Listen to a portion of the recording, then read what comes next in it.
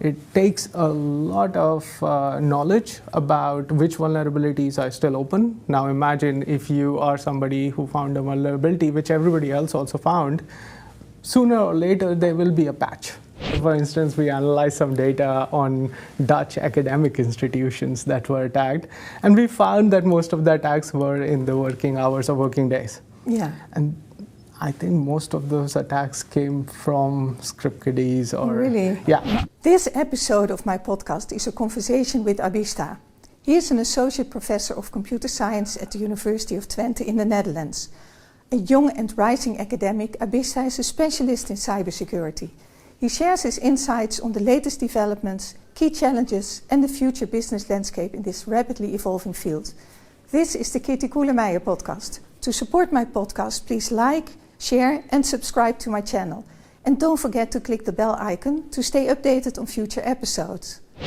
To me, cybersecurity is like playing a chess game that you never can win because your opponent changes the rules all the time. What do you think about this, and why is cybersecurity so interesting to you? Well, it depends whom you consider the opponent. So, of course, cybersecurity is very evolutionary.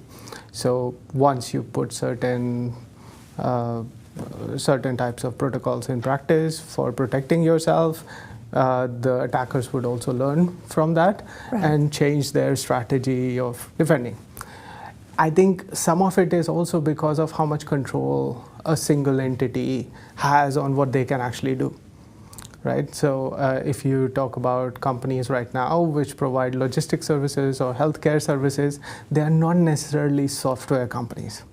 But they do use software which is provided by somebody else. So I don't think they can go to Microsoft or one of the other players and say, oh yeah, tell me everything that is in the software, what am I dependent on? And I would make a strategy in such a way that I'm able to fill up all the loopholes that are there. So it's also bounded rationality that they take into account while making those decisions. So it feels like, okay, from my point of view or from that entity's point of view, they might have fixed all the problems and then something new happens. And then you start all over again. So I think it's a bit of an impression that we also get, but sometimes we actually don't solve the problems that we are looking to solve in security. And we try to do our best all the time in terms of let's fix the problems, at least the ones we know about. Sometimes it might give you this kind of an impression that it's a chess game that you can never win. Yeah, because it's also the constant sense of urgency that is communicated to us. Precisely. But maybe if you want to put it in the metaphor of a chess game, imagine a chess game that goes on forever. It has infinite amount of rounds. You just keep playing it again and again and again. So, yeah, but you can win at some point, or is it a totally new game? I think it's hard to define winning. Like if winning means that no attacks would ever be successful against your organization, then I think it would be very hard to actually win a cybersecurity chess game. But is it true that companies and software developers usually lag behind just a little bit because the attackers are so inventive? It depends on the organization, so and their needs as well. So if you talk about software providers who have been in the market in the last 5 years, young maybe students from the university who start a software company, you can't expect them to know everything that should be done in order to make the product secure. The first goal of an IT software is to serve a business process at an organization. Right. And then make it secure. They can't spend all the resources they have on, well, making sure that it's secure and then assume, okay, now we will do something for the business process, right? So it really depends upon the perspective you're looking at and also the resources the organization have. If you talk about Google and Microsoft, of course, they have many years of experience protecting their systems, but things still go wrong. True. Right? True. And what is it that makes cybersecurity such an attractive field for you? So I try to use economics in order to help with cybersecurity decision making. To put it very simply, I try to say, okay, if you can understand the incentives of all the actors in the field, you can make a better judgment about what strategies to take in order to make your organization more secure. The funny thing is, I don't look at a very naive definition of economics that looks at only monetary gains and monetary losses. I think it's more about well-being. At the end of the day, of people, of organizations, of managers as well, who are looking to give their best to a business process. So I think it's broader than just monetary gains and monetary losses that companies face. Very often, for instance, we see that companies might recover all the monetary losses, but there is a damage to their brand value. So to give you an example, in the past there was a DNS service provider called DIN, which actually went down because of a cyber attack back in 2016. At that time, everybody thought a large provider like DIN could never go down. It's like a cloud service which has many vantage points, could handle a lot of traffic. People thought it's too big to fail. But it actually failed against a certain DDoS attack which used many IoT devices together to attack it. And in that scenario, what we learned from that whole system was that there are no actual companies which are too big to fail per se. And 25 days after that attack, pretty much, that DNS service provider was taken over by Oracle. Now, I don't know what actually happened in the meetings in between in terms of the valuation of the company or things like that, but cybersecurity might have an impact on those kind of things. Right. Yeah. And speaking of incentives, what are the characteristics of parties that do these cyber attacks? Are there groups? Do they have some common traits? Is it always about money? I have a mental model to understand how different attacks, different types of actors might be there. So I would go from the top to bottom of the hierarchy chain. Now, what we have learned from past studies is that it's impossible to design a cyber attack from scratch. What I mean is, imagine you want a malware or a botnet. Basically, to design a botnet, you need to find what is the vulnerability, so what is the loophole in the IT software. Then you need to track all those computer systems which has that software, launch the malware, the malicious software that you develop, install it on multiple machines, and then try to create an attack which either steals information or sends too much traffic towards a certain destination point. It's a lot of work. It takes a lot of knowledge about which vulnerabilities are still open. Now imagine if you are somebody who found a vulnerability which everybody else also found, sooner or later there will be a patch for that vulnerability. That means if you don't deploy it in the right moment, or you're not much faster than the authorities trying to protect these things, then you're already too late. You cannot make any value out of it. So what we have learned is to do that from scratch. It's hard, it's expensive, and usually nation states, the idea of governments funding a certain development of certain cyber attack very often is the kind of resources you need to develop that. Really? Yeah. So that's something that we see. So it's not like the highly talented boy who sits in the attic of his house and organizes all these attacks. Not at that level. Most of the time, not at that level. So if you want that kind of expertise, and even if it's a highly talented boy, I would argue many times military organizations, defense organizations would find that boy at some point. They usually do. Sooner or later. Sooner or later.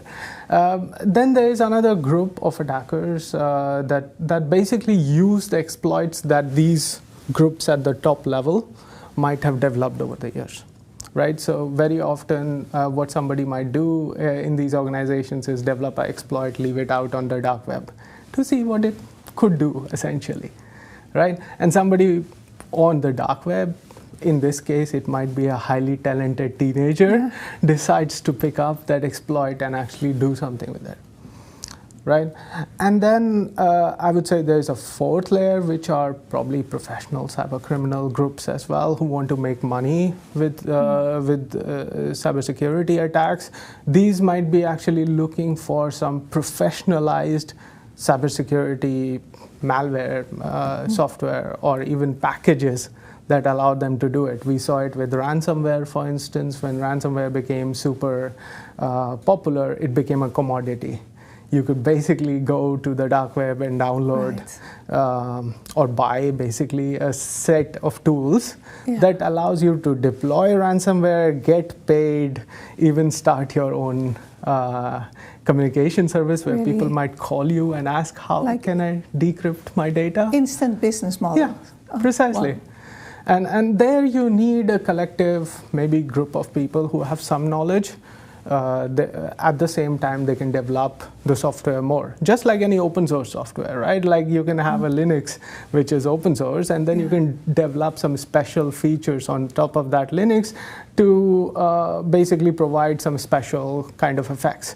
And you can do the same thing with malicious software, basically, on the web. And finally, the last layer for me is the script kiddies. People who are just getting into cybercrime. We saw it very often also with denial of service attacks, for instance. There are these services online called booters or stressors, which you can pay as little as $5 to actually attack another organization. So it's cybercrime as a service. I think is that large scale? One of my colleagues in the past, Jay Santana, he did some research on it, specifically on booters. And what we saw in that research was that, well, booters always try to stay below the radar. So they don't want to do too big attacks so that law enforcement would actually go after them. They did eventually. So in the last years, we had a lot of booter takedowns, which were initiated by Europol together with other law enforcement companies together. But yeah, they do know that if they attack large targets and successfully, there is every incentive for law enforcement to go after them. So in the past, what we had seen was they would like to stay below the radar. Sometimes they also don't provide what they promise. So you might pay and they don't attack. You can't really go to the consumer court against them. A whole new type of enemy you are creating. And which of these groups are most interesting to you academically? So academically, we look at probably the last group the least. So there's script kiddies, and also I think the center band for me is the most interesting one. I think it's hard to get knowledge about nation-state actors, what they are planning, how they are planning. Also, it's a matter of national security sometimes, so doing research in that area is relatively difficult. I once heard that if the attack is between 9 and 5, then 9 a.m. to 5 p.m., then it's most likely a nation state. Well, office hours.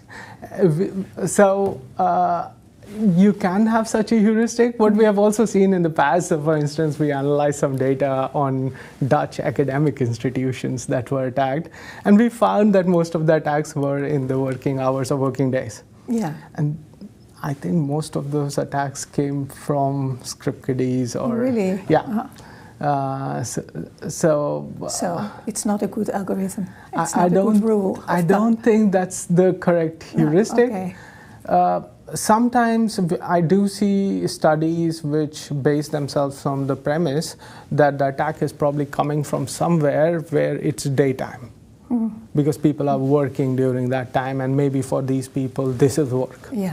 So people try to correlate the attack at which, the time at which you receive the attack, and try to correlate it with whether it's night or day in a certain region. And people try to understand this stuff also from leaked chats, for instance. So some ransomware groups in the past, like Conti is a bigger example, which is quite well known right now, I think, in the security community. So Conti was a ransomware group which was half Russian, half Ukrainian, and at some point during the conflict, there was some disagreement, and then the chats were leaked. Those were back-end chats, which usually we don't see, and somebody decided to put those chats online.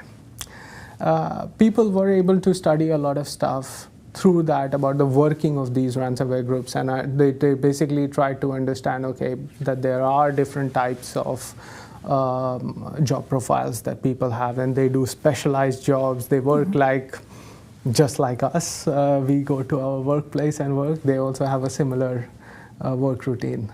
So that was also quite interesting to see. So your research focuses on the middle group? Yeah. And what are the themes? What are the... So we try to look at, basically what we try to see is, okay, if security was a business process, just like another business process in an organization, how can we make it more mature and more capable? Right? These are two basic things that we try to look at, whether it's from the perspective of law enforcement. So a couple of researchers in my group, they also work for the police. Whether it's from the perspective of them trying to understand, okay, how can we get more information about the attacks that are happening? Tom Muirs recently, he did a great job understanding ransomware groups, for instance, in that case, which interventions work against ransomware groups, and what are the main reasons that companies actually pay ransom. And one of the main things was, if you don't have a recoverable backup in your organization, then you're most likely to pay. And the reason is basically, well, you would like to get your data back somehow.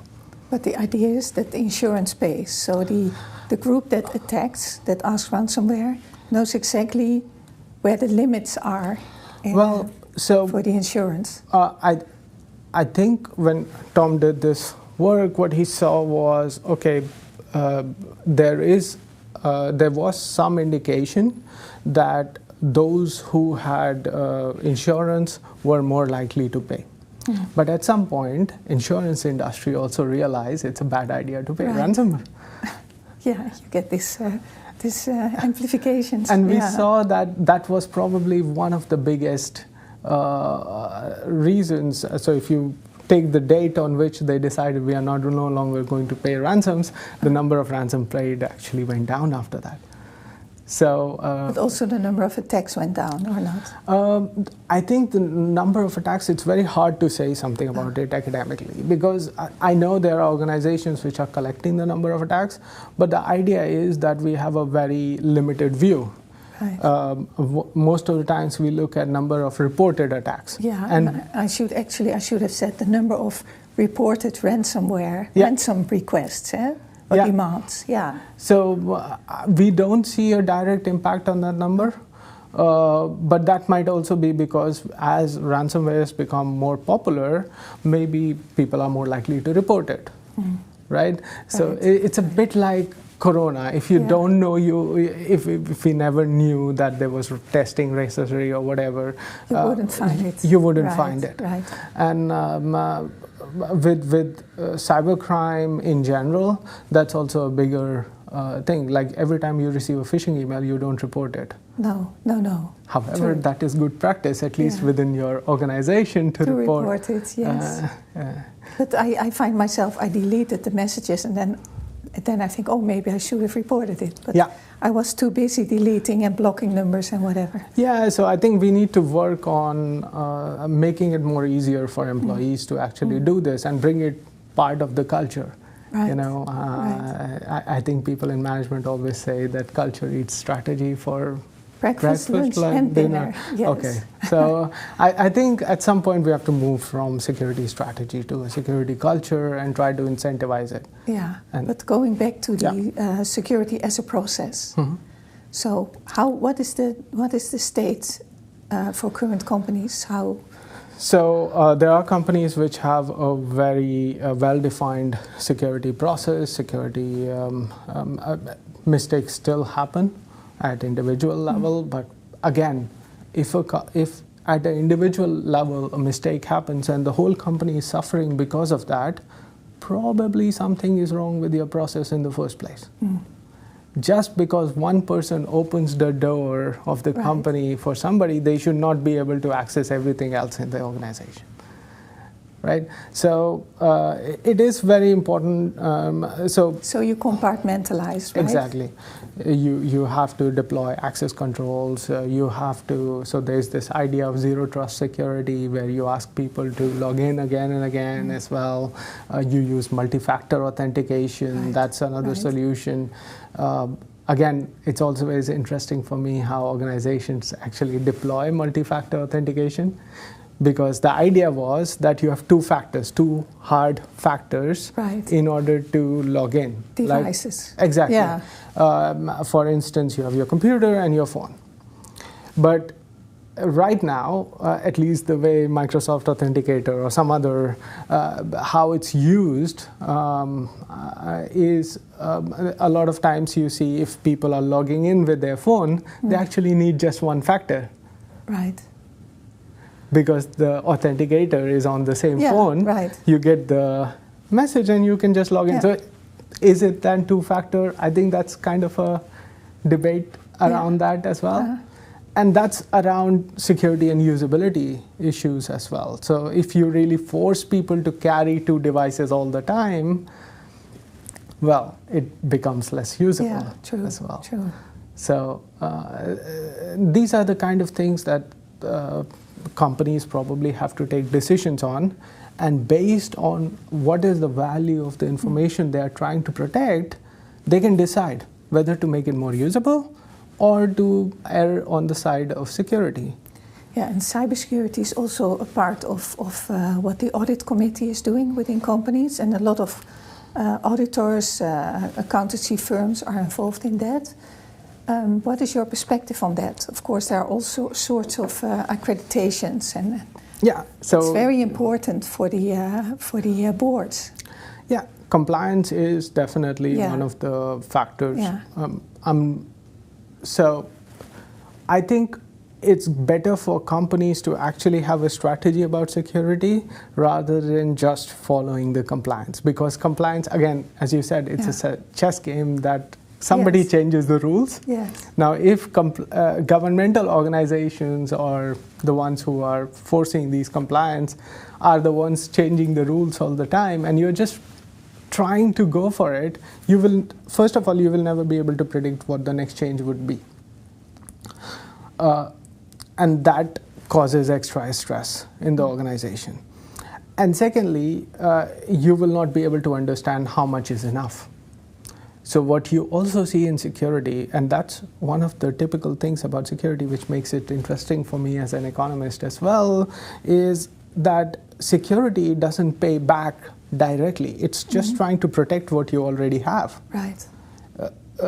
So companies overdo, they overspend? If you overspend in security, you are actually losing money. Yeah, true. Essentially. And management time. And management time, and also well-being. If you overdo security and make it so hard for users to actually use something, you're going to lose the users. It gets in the way of the processes. But such a cybersecurity strategy, what could that look like? What are the components? So, usually. That's a good question. So if you look at a cybersecurity strategy, there are some fundamental things that you need to first check. And the first and foremost thing you need to do is understand what is that you're trying to protect. If you have an empty house, you don't need to necessarily lock it unless you're afraid of vandals. Right, so people can get into the house, and I will tell you a small story about San Francisco. I visited one of my friends in San Francisco recently, and at that time somebody told me it would be great to take public transport in San Francisco. So the BERT train, and I took that train to go to a city center from the airport. When I reached there, I met this guy. He was like, okay, did you take the train? Oh, okay. Did you check for the syringes or anything else that might be on the train? And I was like, no, I didn't know that was a thing. And then he told me an interesting story about public security safety in San Francisco. Apparently, in the past, people would go out and they would just break the glass of the car to take anything that is inside. So at some point, people started leaving the glasses of the cars open, so that the windows of the car open, so that if somebody, and not putting anything inside, so that if somebody wants to just go in, no problems, they don't damage the car per se. Right. And at some point, apparently, somebody decided to go inside the car and just damage it. Just the car itself. And that's a threat actor probably most people didn't consider when they... So the solution is you leave the car door open. Yeah, intuitively makes sense. Intuitive. Yeah. So you also need to know what you're protecting against. Right. So what you're protecting in-house, you need to know what you're protecting against. If you're an organization which is in front of the cameras all the time in terms of, for instance, national needs. So we talk about the Netherlands, the first thing that comes to mind is maybe Philips, or right now ASML, for instance. If you are an organization like that, you need to understand that any national threat actor who's trying to damage the national image might want to target you as well. Right? So you are in the forefront. So you can't just say, okay, these are the attacks we see, and that's what we are trying to protect against. Then you have to align with the national strategy. You have to take other threat actors into account as well. But are these companies well aligned? Do they have a working strategy? I would think so, but I'm not familiar with their strategies. I would also believe so. Yeah. They are continuously working. Of course, the type of, again, the value of the product they are trying to preserve is also different. In case of ASML, probably it's the IP or the way they develop these machines, and the knowledge of that is extremely important. So they also have to maybe take care of insider threat. So it's not just about external actors trying to get into. At the same time, if you want to compare that with a small and medium enterprise, sometimes it's about business continuity for them, as simple as that.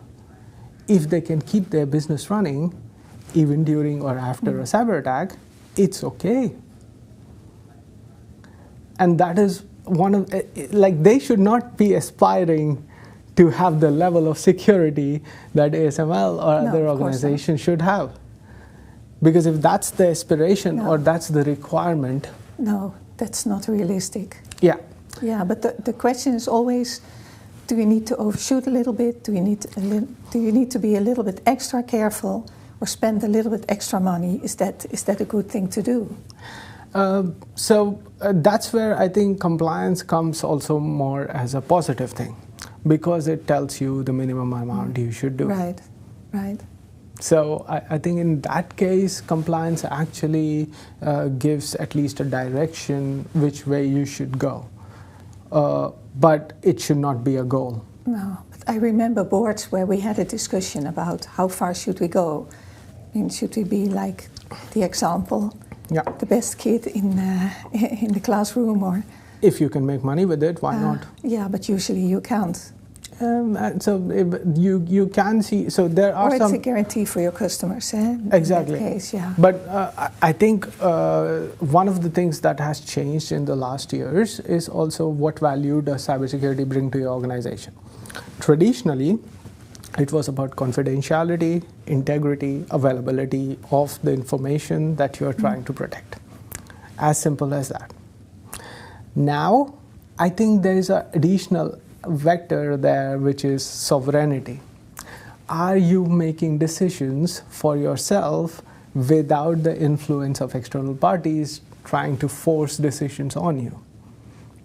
Could you elaborate a little bit on that? So you can look at it, so from a country perspective, you can look at it, for instance, right now, okay, one of the things, so with Starlink and having, Starlink is one of the major providers of internet services in Ukraine, right?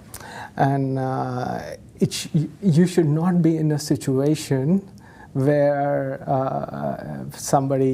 one of the owners of Starlink says, okay, no more internet for Ukraine, I turn it off. But could you give a company example of the sovereignty? Some examples are in case of especially internet service providers. They are kind of the backbone of network services that we use. Internet is traditionally supposed to be a free, open place to innovate and all those kind of things that go behind it, right? At the same time, right now, what you see is that there is a lot of centralization on the internet. There are probably 5 companies that in total account for 90% of the internet infrastructure that we have. That is, oligopolistic. And that is actually, it's very confrontational. Yeah, and in that scenario, what should you do as an organization? How could you create a strategy? Okay, then people in the beginning talked about cloud, for instance, for a long time. They said, okay, use multi-cloud systems. But even if you are using multi-cloud system, you end up with those 5 parties. You're not necessarily sovereign. And we don't even have data sovereignty yet. Yeah. And that's also something we need to solve. Exactly. That needs to be solved. Exactly. So there are different aspects of sovereignty if you boil it down. So there's data at rest, which is in the cloud or in the systems where you store it. Right. But then there's data in transit, which is when data flows from your systems to another system. You don't want to give other parties edge in terms of that they can actually modulate or somehow change. Right. Because the world is also changing right now. Quantum computers are going to become probably more and more likely. Yeah, when do you expect those? There is a lot of, I don't have I think the way I look at it is it's now more likely than before. And there is a growing sense of, so as an economist, you also get a lot of inference from the signals you see around, right? You try to infer information. Right. I see that there are standardizations for post-quantum cryptography which are right now coming out.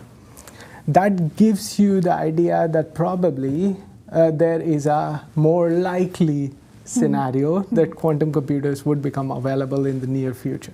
Yeah, like the next, what is it, 5 years? Google says next 5 years. Yeah, I know. But I've seen those timelines in the past as well. Let's see how much it becomes practical.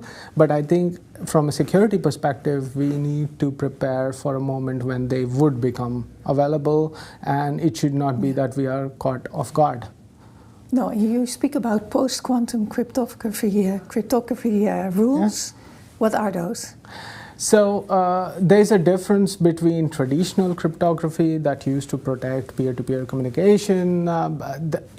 In some scenarios, post-quantum cryptography, in a post-quantum world, some of the stuff that is right now safe and secure would not be safe and secure anymore. Because the key can be broken. Because the key can be, and especially whenever you have to do brute force attacks on something, like I have to guess a certain combination of keys, those things quantum computers can probably do faster because they assume all the numbers at the same time. Because the computing time doesn't increase exponentially with the complexity of the problem. Precisely. Right. So all those type of cryptography algorithms that depend on that kind of mathematics would become vulnerable.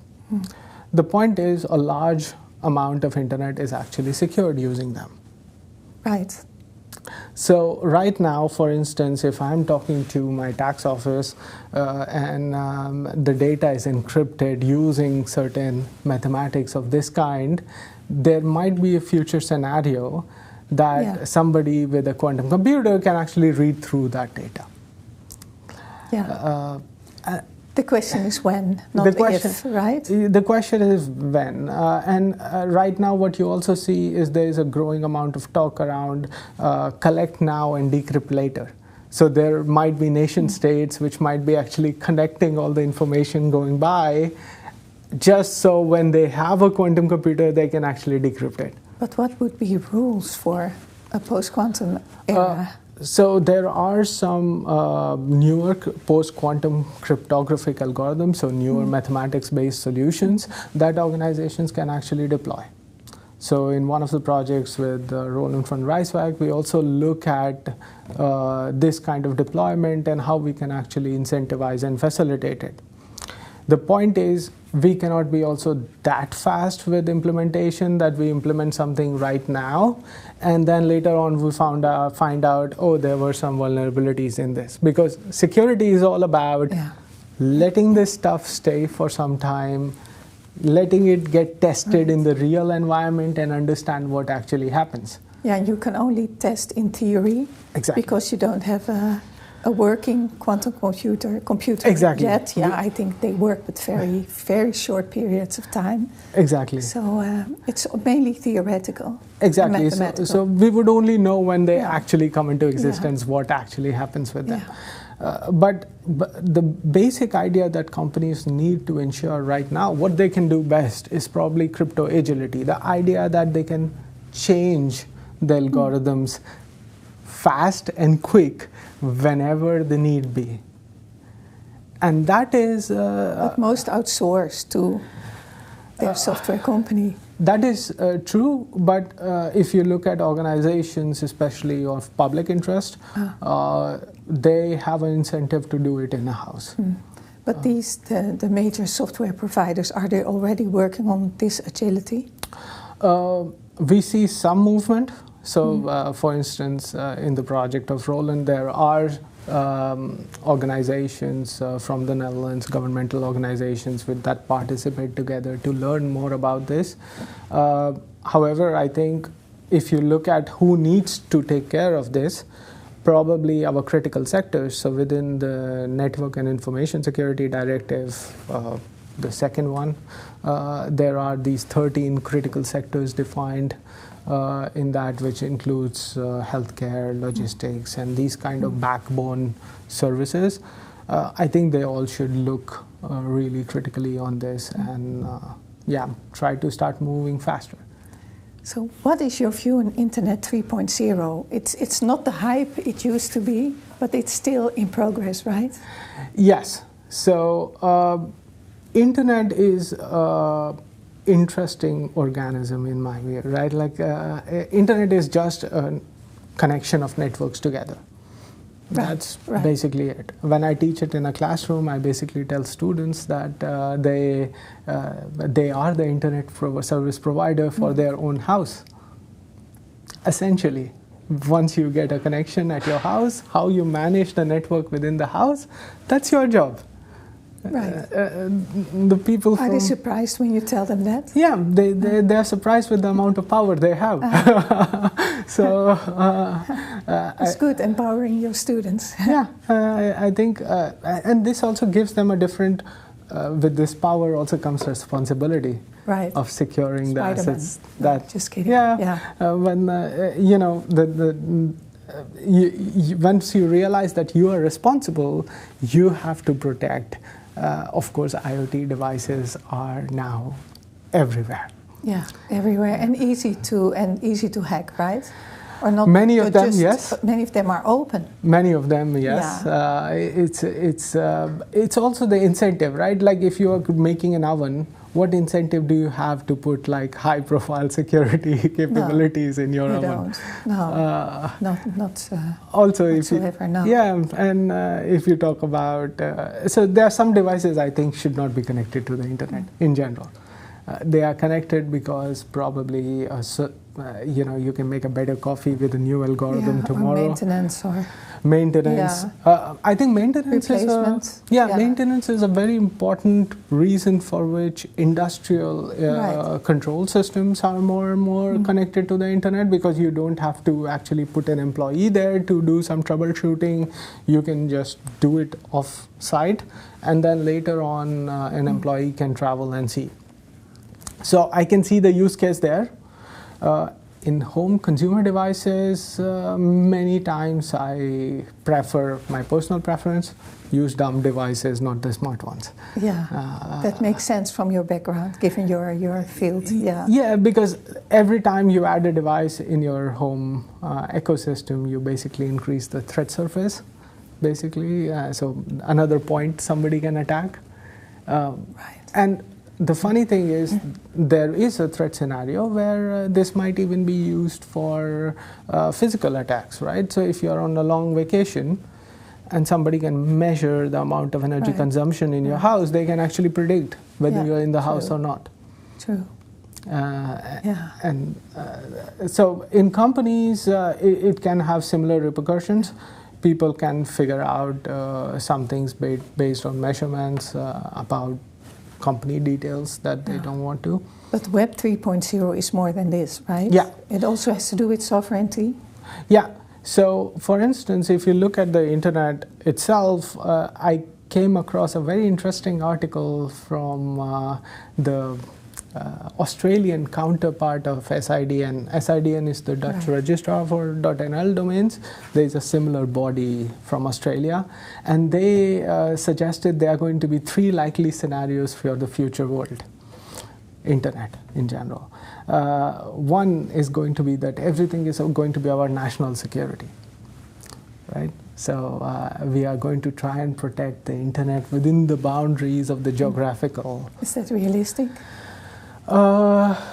It's possible. China, look at their network, China or It's Russian. a whole different society, Exactly. Yeah. So there is a lot of centralization in terms of who takes decisions, what's allowed and what's not. But it is possible. So asking about a use case, yes, it is possible.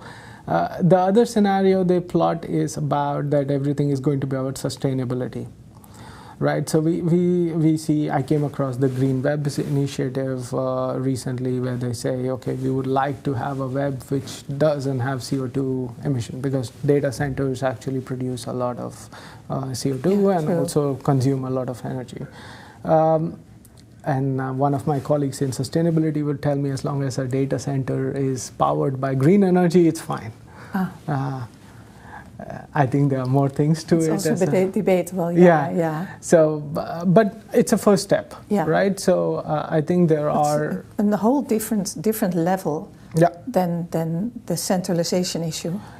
So, but what it would require us is that we are able to choose paths on the internet. So basically how packets are routed on the internet based on what is most green. We cannot do it right now. There are some experiments around Scion, for instance, which is a Swiss initiative where they are looking at something like this.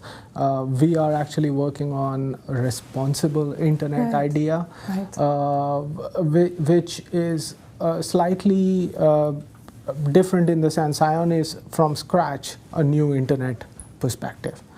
What we propose is, can we actually create bootstrapped services that can be added to this internet as it is, if there is something as this internet, but in the current scenario that would make us choose better paths.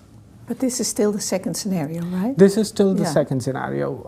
I think it's a combination of the second and the first scenario, because if you are able to make these choices, so if you are able to control traffic, you can also do it for the first one. They're not mutually exclusive, right? So they can coexist. Precisely.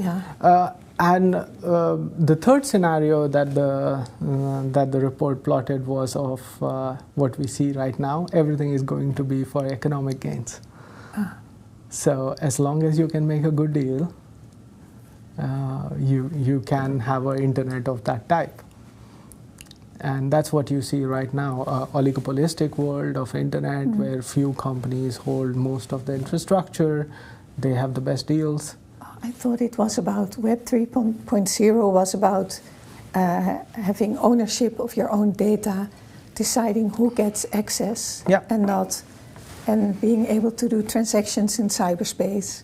And that has its own security issues. So the responsible internet perspective, we do consider all these cases. For instance, the idea is that users should have more say on how their data is routed. Right.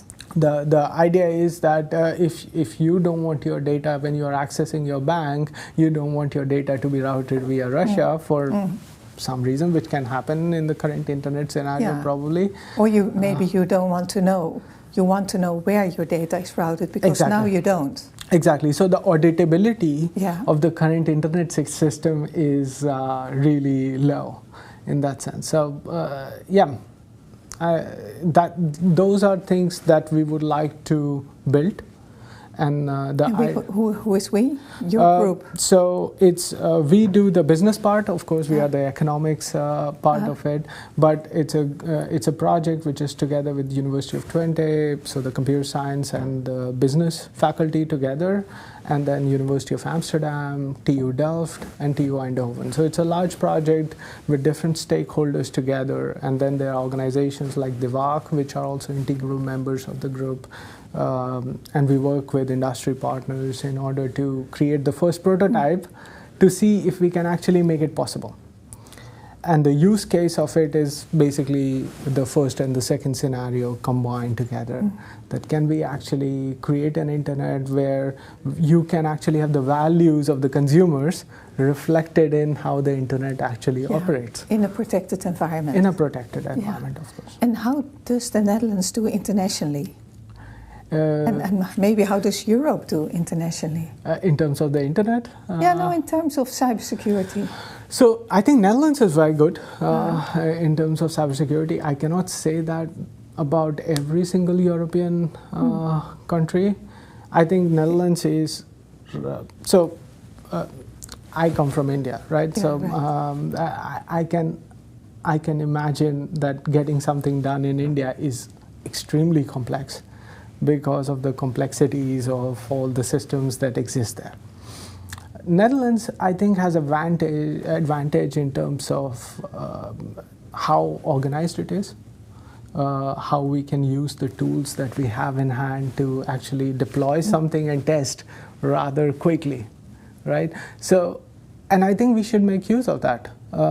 We should definitely aspire to be one of the leading places when it comes to cybersecurity, because we can deploy it, we can test it within very controlled environments, and we can get people together in a room to talk about incentives that they would like. So I think the way it's organized, the country, it really helps that we can actually make the internet more secure. That's what you also see with the Dutch registrar, SIDN, for instance, doing a great job with protecting .nl domains, or other parties in the internet. The speeds of internet in the Netherlands, on an average, I think it's second or third in the world, something like that.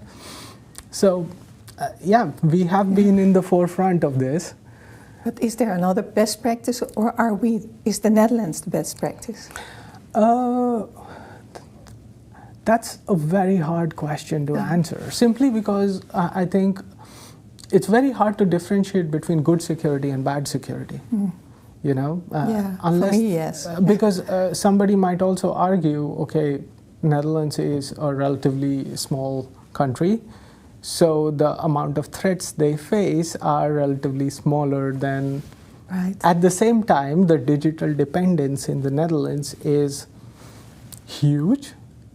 If tomorrow, for instance, Microsoft infrastructure for some reason becomes unavailable, I wonder how much percentage of the Dutch society would come to a standstill. So it's hard to say which combination right now. So I'm a little bit hesitant to say, we are the best in what we are doing, because the moment we say that, true, we also put a target on our back. And also you are involved with the SMEs as well, not only the large corporates. And yeah, so actually the position of University of Twente is quite interesting. We are surrounded by SMEs in the logistics sector, healthcare sector, medtech, and the idea is to work together with them to make the region also more secure. Right, so that's where Region East, Twente in general. Yeah. So we have the Twente University Center for Cybersecurity Research, where there are total 4 groups of security that work from network security, data security, socio-economic impact of security. All of them come together and talk as well. And that's quite interesting because we can exchange ideas. We have program for students which is in between 2 faculties, computer science and behavioral management and social sciences, which is called BIT, Business Information Technology program. And within that program we recently started master specialization on enterprise security management, which doesn't look at teaching students about what is the technical aspects only, but also, okay, how do you actually manage security in organizations? How do you improve the capability and maturity of processes in organizations? Also smaller ones. Also smaller ones, especially smaller ones, I think in some way as well, because if you look at it, small and medium enterprises have a very interesting view. They have limited amount of resources to invest in security. They are always juggling with, okay, how can I get the most value into my product for my customer? Right. And especially when customers might not have security as a direct requirement. On the other side, if you look at regulatory pressure, so for instance, NIS2 came into place and CRA, Cyber Resilience Act, would come into place very soon. That forces not just large organizations, but also their supply chains to become more secure. Right. Now, my understanding, the hope is that if you do this, if you make it compulsory for large organizations to make their supply chains more secure, you will have something like a trickle-down security idea. Economists debate every now and then about trickle-down economics, if it actually works. What does that depend on? Yeah, so what it might have 2 scenarios, right? That the larger organizations get more incentives to put their money into making their supply chains more secure. Side effect of this, a negative one, might be that they put the pressure on their supply chains to become more secure, but most companies might not be able to catch up with it and might die out. Yeah. There will be some third party that helps them. Exactly. Yeah. So that's what we see right now, that there are more third parties popping up which are trying to help them. That's where I am interested in understanding if it actually improves the capability and maturity. What do you expect? What do you see? So I don't have enough data yet because it's all very new, and most of the stuff we try to do within my group, we try to look at the data before we say stuff. But hypothetically. But so my hypothesis is what you would see is there would be some small, so it will take some time to reach maturity. I think capability-wise, awareness-wise, it would grow awareness. But the question is, when will that awareness change into actual actions that change on the side of companies, right? So I think this will lead to people talking about security. Of course, it will increase security in spendings. Does it make organizations more secure? Essentially, we still have to see that. All right. So what would be your advice to SMEs regarding cybersecurity? So my advice to SMEs would be definitely look at the compliance, and that's they already know probably that if they have to be compliant. But maybe some of them postpone. Put it on your agenda. Talk to. So there, one of the things in security which is very good is that probably every region has a regional security group where people get together and talk about those things. Join them. Go there, listen to your peers in terms of what security threats do they face. At the same time, try to understand what value does digitalization bring to your business. What are you trying to protect? It may be a first step to making your organizations safe could be just figuring out, can we make our operations run if one of the core systems are offline? How can you make it happen? So that's basically the idea. It's the same idea as, okay, I think in the Netherlands, if there are floods, if one of the dikes break, what do? There's a protocol around it. And I think companies need to figure out that as well. Yeah, and not all by themselves, I hear you say, right? No, so I think there is a lot of knowledge. They can reach out to also universities, for instance. Do you think more can be done for them, or is there already so much available and some of them don't know? So I think awareness definitely needs to go up in terms of what is available. There are some parties working throughout the Netherlands who are also trying to create that awareness, like CVDs there in Apeldoorn, which tries to connect not just the university, but also the Hogeschool and the ROC together with companies in the neighborhood. They work on safety and security as well. Hague Security Delta in Den Haag has a similar focus. So I think there are these organizations. I think these SMEs definitely need resources. They need to invest resources into it. Which somebody some of needs them to don't go. have, Somebody needs to go to those meetings. Somebody needs to take up the portfolio of security in the organization. That's true. Because if nobody is responsible, then, or if everybody is responsible, then also nobody is responsible, and And then finally, what does it take to pursue an academic career in cybersecurity, or a career in general in cybersecurity? You see the students, but you know the demands from business. What does it take? I think if you look at my own career, I think everybody could actually end up in security at some point. I have a mechanical engineering background with a business focus, and then my PhD was in security. I think security needs all different types of profiles to contribute to them. We need psychologists who can understand how do the attackers actually think, how to negotiate with them better. At the same time, you need business professionals who understand the value of security and how return on investments actually work on security. How can we design campaigns which are more effective, which doesn't only tell people every now and then with a lecture that this is what security is aiming for, but actually leads to behavioral change. So one of my colleagues in the past did an interesting experiment giving people keychains which said, don't share me with other people. And apparently that's a great way of stopping people from sharing their keychains with others. And so there are security practices, and we need computer scientists as well. Right. And where is there any deficit in any area?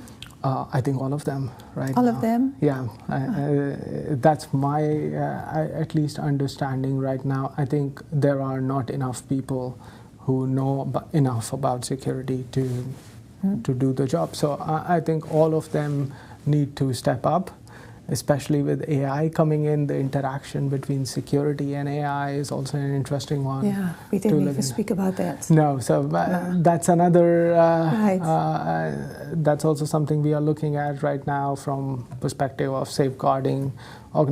AI could also help.